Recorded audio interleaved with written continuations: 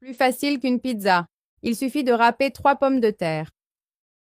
Et ici, avec mon huile déjà chaude, je vais ajouter un oignon rouge. Je vais aussi ajouter une grande carotte râpée. Je vais ajouter un poivron rouge coupé en lanières. Et je vais aussi ajouter une demi-cuillère à café de sel. Maintenant, je vais faire revenir le tout très bien. Regardez les amis, j'ai déjà bien fait revenir le tout, donc je vais éteindre le feu et transférer le tout dans un bol. Maintenant, je vais ajouter ici 3 pommes de terre râpées. Voilà, j'ai ajouté toutes les pommes de terre et maintenant je vais ajouter de la ciboulette à votre goût. Maintenant, je vais tout bien mélanger. Regardez les amis, j'ai déjà bien mélangé le tout et regardez la belle couleur de ce mélange. Je vais le laisser de côté. Maintenant, ici dans mon bol, je vais ajouter 3 œufs et une demi-cuillère à café de sel. Maintenant, avec mon fouet, je vais bien mélanger le tout. J'ai déjà bien battu le tout. Maintenant, je vais ajouter 300 ml de lait à température ambiante. Et je vais bien mélanger pour intégrer le lait avec les œufs. Regardez les amis, j'ai déjà bien mélangé le tout. Je vais ajouter 200 g de farine. Et je vais bien mélanger jusqu'à ce que la pâte soit homogène. Regardez les amis, j'ai déjà bien mélangé le tout.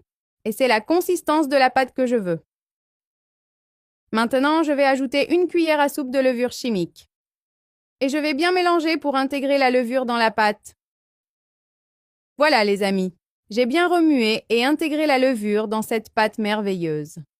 Maintenant, je vais ajouter toute cette pâte avec les pommes de terre et le mélange sauté. Et avec ma spatule, je vais bien mélanger le tout. Profitez de l'occasion pour aller dans les commentaires et nous dire de quelle ville vous nous regardez, afin que nous puissions vous envoyer un grand salut dans la prochaine vidéo. Voilà, j'ai tout bien mélangé. Maintenant, je vais mettre toute cette pâte dans mon moule qui est déjà beurré et fariné avec de la farine. Et je vais l'étaler dans tout le moule.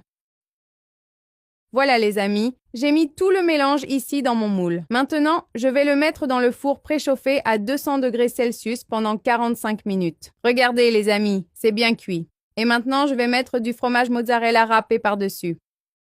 Voilà, j'ai mis tout le fromage. Maintenant, je vais le remettre au four pendant 15 minutes.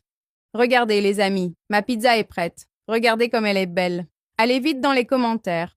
Et donnez-nous une note de 0 à 10 pour nous dire combien vous avez aimé cette recette merveilleuse. Profitez aussi de l'occasion pour partager cette vidéo avec toute votre famille et vos amis, afin qu'ils puissent aller faire cette recette merveilleuse à la maison. Vous allez adorer cette recette. Chaque tranche de cette pizza est une explosion de saveurs. Bon appétit!